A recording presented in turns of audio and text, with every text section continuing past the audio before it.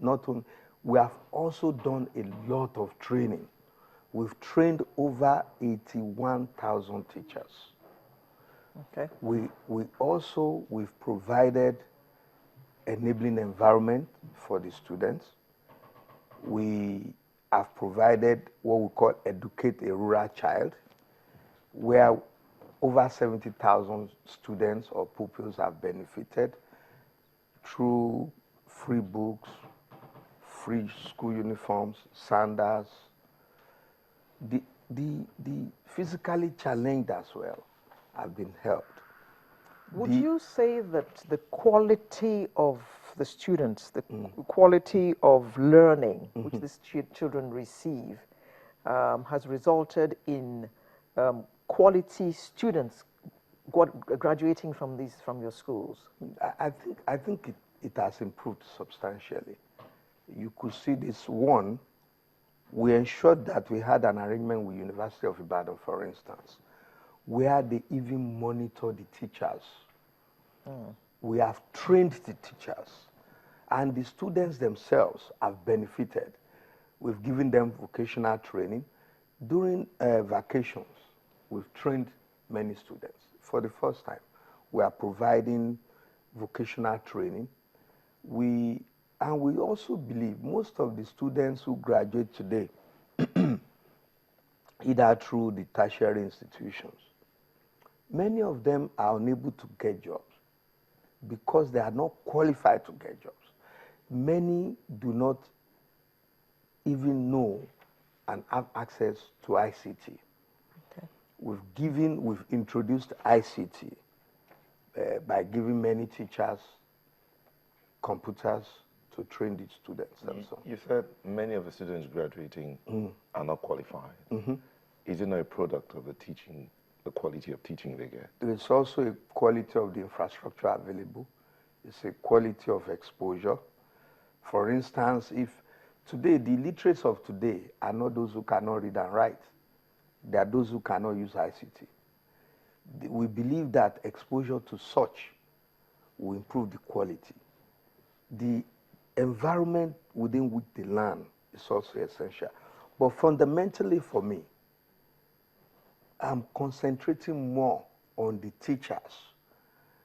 The moment you have quality teachers and teachers that are very happy with the system, the more likely they will impact knowledge on the students. Yeah, the more the quality will be. All right. The better, really. In the area of education, while we're still talking education, you've talked about a lot of free things, free books, free uniforms, and that paints a picture of you're spending a lot of money. Where's the budget Where's the coming money from? coming from?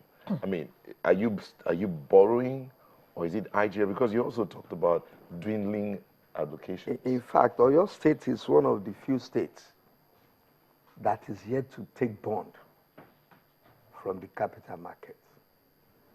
What we do basically is we cooperate with many development partners rather, where with the UN, United Nations, UNESCO, all others, and we do have some opportunities of networking with them in which they give support. We've had some Chinese companies giving us support, Japanese companies, even building schools for us. So I think the more resourceful one is, the more the chances of your being able to get support for your education. But mark you, we are one of the, in the last couple of years, we've budgeted a lot for education. Close to 30% of our budget we devoted to education. So therefore and don't forget, we also have a federal government supporting through Suburb and others. Okay, the people watching out there are very interested in this segment, and we have some questions here for you. Owoyeni Bolahon says, what is happening to the Ogbomosho dual linkage road? Why has the construction stopped? It has not stopped. I think, let me say this, in terms of physical infrastructure.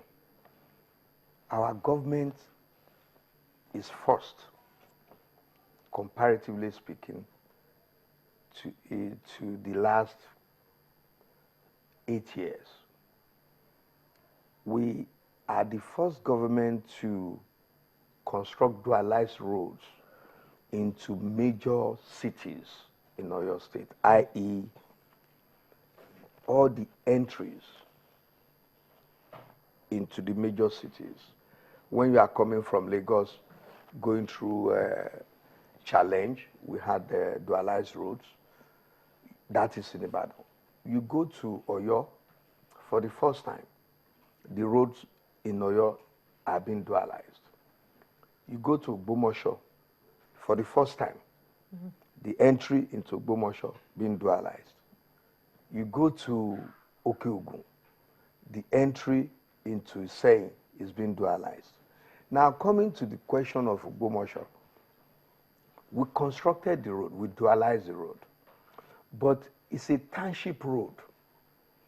But because the federal government road, the major link between Ogbomoso and Ilorin, was unmotorable, all the trailers that were supposed to be plying that road now diverted to the township road.